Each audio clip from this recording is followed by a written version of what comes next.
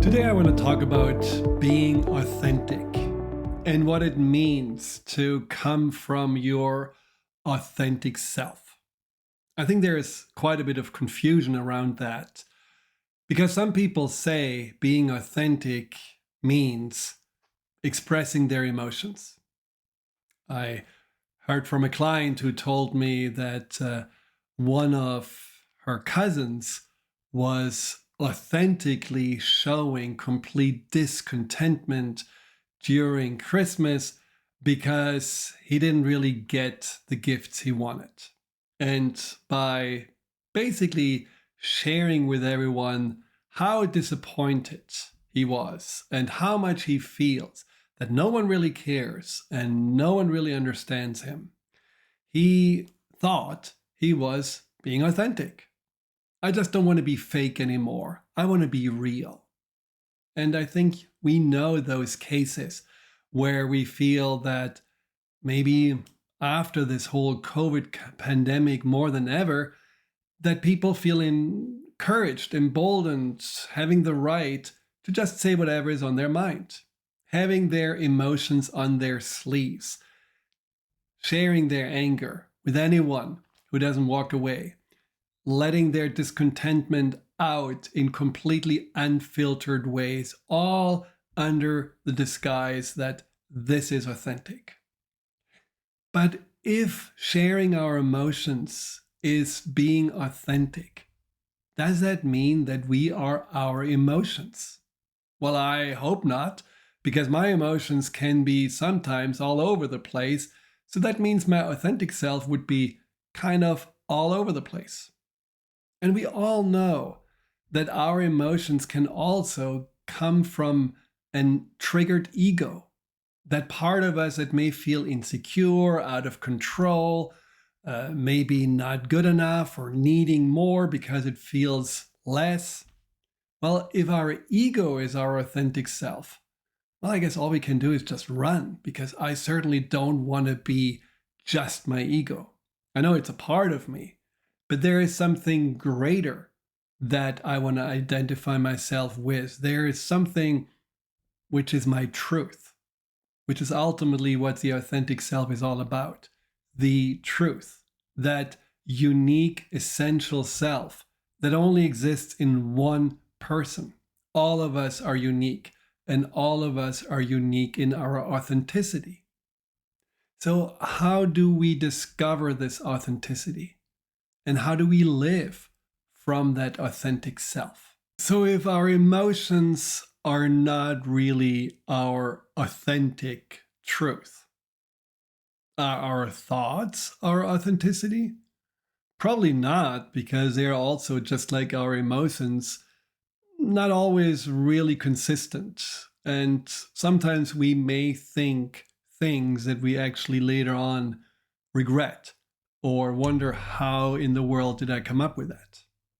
Same with our actions, right? It's great if we feel our actions are really the authentic expression of who we are. But then again, we may also feel that we often do things we don't really want to do, that don't really feel true to ourselves, but we still feel we have to do them. It's a little confusing. How do we feel our who we are is authentic? That's where I feel many people take shortcuts, because it's almost as if we are constantly aware of our authenticity by birth, which is actually not the case. Well, I think when you're born, you probably have only one awareness of yourself, and that is your authentic self. But then when you grow up, much more often than not, you're told that you should be someone that you don't really want to be. Or you are told you have to think a certain way, or you're told that you have to suppress your feelings because they certainly are not wanted. And so you're, lo and behold, formed and conforming into a version of yourself that may be very acceptable and maybe for some people lovable, but is that really who you are?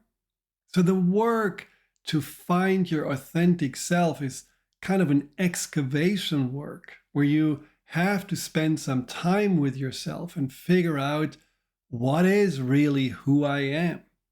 That's one of the key questions. Who am I? And what's really important to me?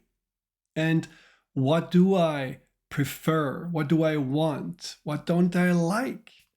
What are the things that I find make me happy and are of purpose to me? And all of those questions we usually are not asked and don't ask ourselves.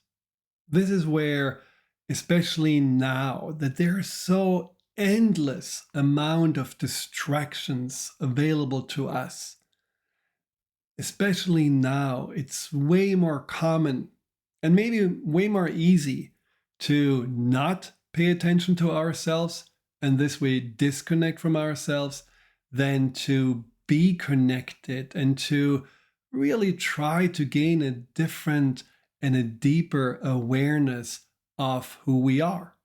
And that is also the reason why so many people, when they do spend time with themselves, maybe because they're not in a relationship, or maybe they are living by themselves as they move to a different town, well, so many people feel uncomfortable with that stillness, that being with this stranger who is them, because they don't take, like most of us, any time and energy to finding out more who we are.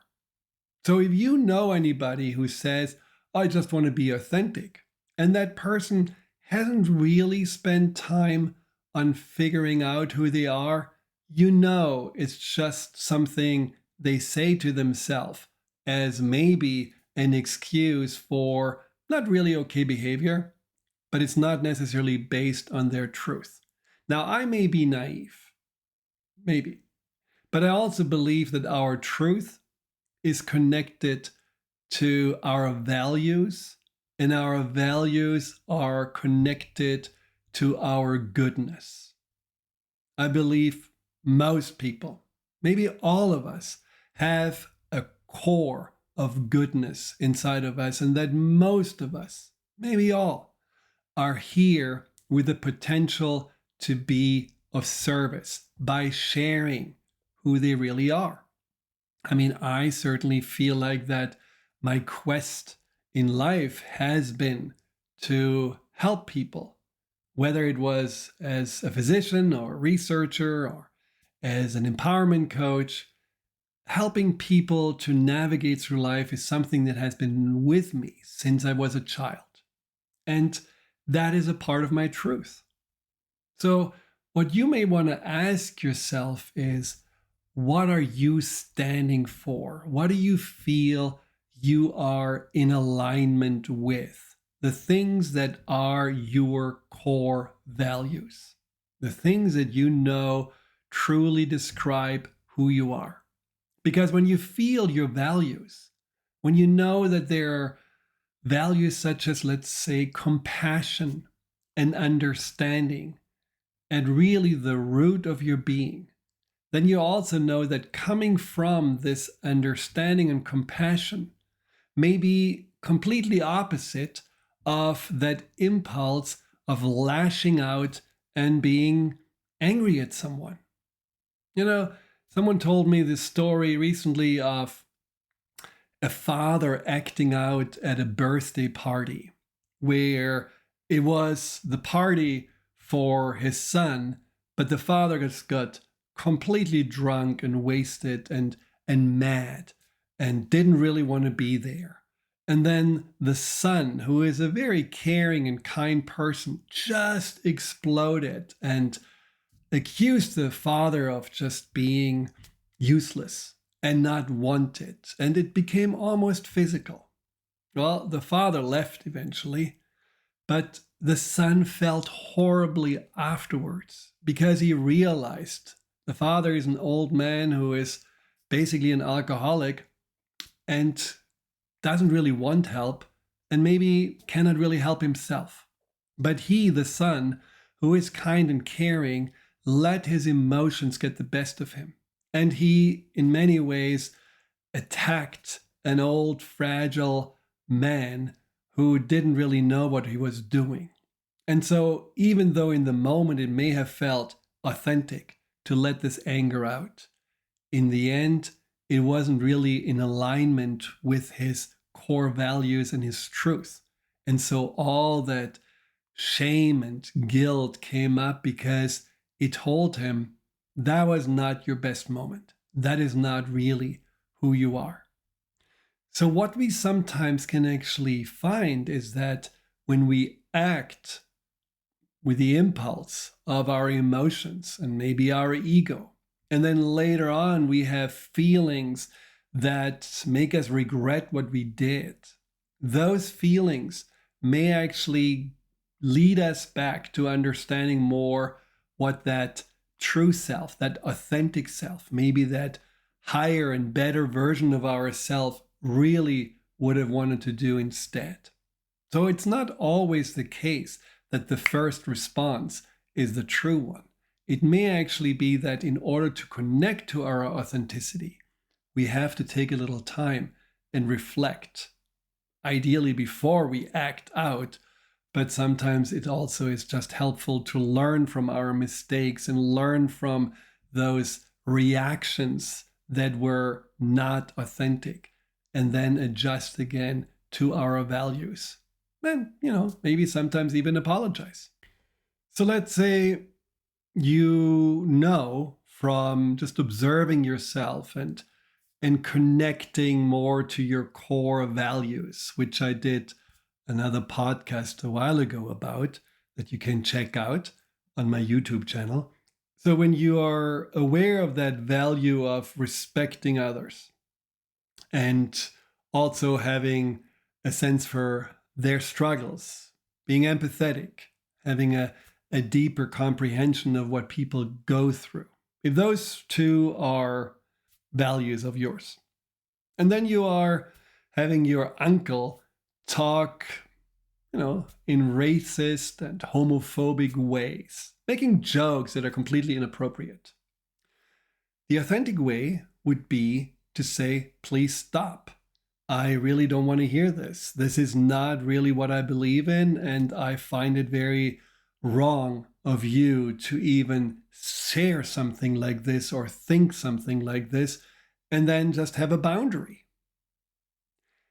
On the other hand, you may have the same values, this kind of understanding for others and feeling that you want to respect them and have empathy for them. And you're invited to a birthday party, but you really don't want to go. You're feeling like, I have not had enough sleep. I was working all week. I'm in a kind of foul mood. I don't want to go because I have to pretend to be happy. Well, if you know that not going, not showing up could really hurt the person who was looking forward to this party, and if you know that being wrong authentic by throwing a negativity bomb onto the party and just saying how bad you feel would also be not quite nice and not in alignment with your values of respecting others and having empathy for them, the more authentic way to deal with it is to spend some time before you go to recenter yourself. Maybe it is important for you to just let your, negativity, angst, or frustration out by writing about it, or talking with a dear friend or a coach or a therapist about it, by spending some moments to meditate, by going out and taking a walk and just really refreshing yourself so that when you go to the party, you can show with the aspects of you that are positive and uplifting, and you can celebrate that important day for your friend because you know that this is how you can be of service.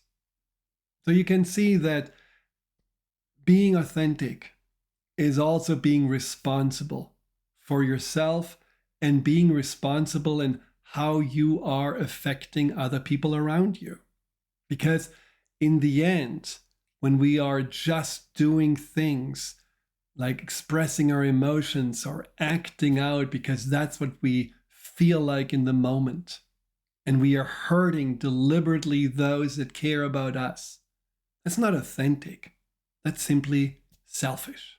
So let's, as an analogy, use the difference between climate and weather. So, for example, Florida has a subtropical climate. That would be your authentic self. But then there's also weather, and sometimes it can be freezing cold, and in a rare event, even snow. But that coldness doesn't really define the climate, just as your, let's say, anxiety or anger or disappointment that you want to express authentically doesn't really define who you are. It's just a little expression. Or your physical body. Your body as a whole would be your authentic self, and then the little pinky that may act up or has pain or whatever it is, may be just that part of you that, because you don't like it, you may identify yourself with. But it's still not all of who you are. So in order for us to really connect to our authenticity, we do have to do some work. And we have to really look inside and try to better understand ourselves. We have to search and also uncover that what we believe we are and that what we have made believe we are, all those false imprints and programmings we have to tease away. That's just the job we have to do to get connected to our truth. And then we have to learn to accept ourselves, that our authenticity, as organic it may be and is certainly always growing and evolving, is also something that doesn't have to be perfect, doesn't have to be infallible, doesn't have to be omnipotent. It's just who we are. And when we have self-acceptance, we can then, from that knowledge and that self-awareness that we have gained through the searching, also take more responsibility for what is the higher good for ourselves and others. What is the way we want to show up in the world?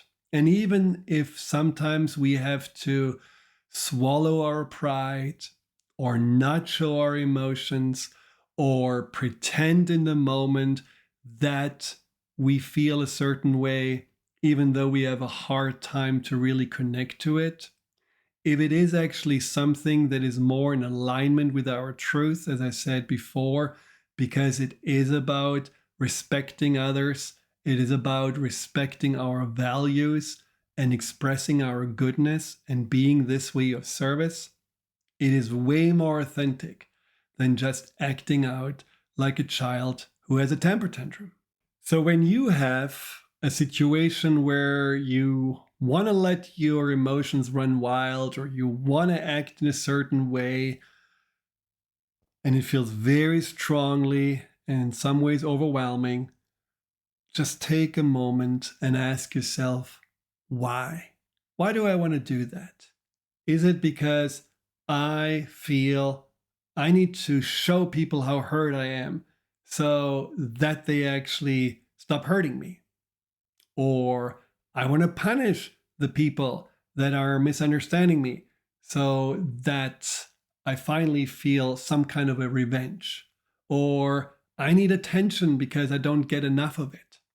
So if you really notice all the whys behind why you want to do something, then you can ask yourself, is what I'm doing really the most in alignment with who I am? So rubbing people right in the face that they're not doing what I want them to do, or they're not treating me the way I want them to treat me, is that really the best I can do in regards to creating connection, to creating understanding? Or rather than being all upset and maybe accusatory, is there another way to show with greater vulnerability and truthfulness what is really going on? And if you don't really get attention, or you don't feel you get attention, or you feel misunderstood, can you also take responsibility for yourself and ask yourself, how much attention do you give yourself? And how much are you really understanding yourself? And can you really be understood by others if you don't really have a clue on how to maneuver within yourself and how to connect to yourself? So that's where I feel all of us can do better, by taking more responsibility for our inner well-being and not just pushing so much onto others that we deserve to be respected more when we barely respect ourselves. We deserve to get more care when we really ignoring ourselves constantly. We deserve to be heard when we don't really listen to ourselves. Let's just take a step back and say to ourselves, unless I have really the best relationship to myself and be really deeply connected to my authenticity, I cannot ask others to do for me what is my responsibility to do for myself. So authenticity, I think, is a life journey to find that, to connect to that.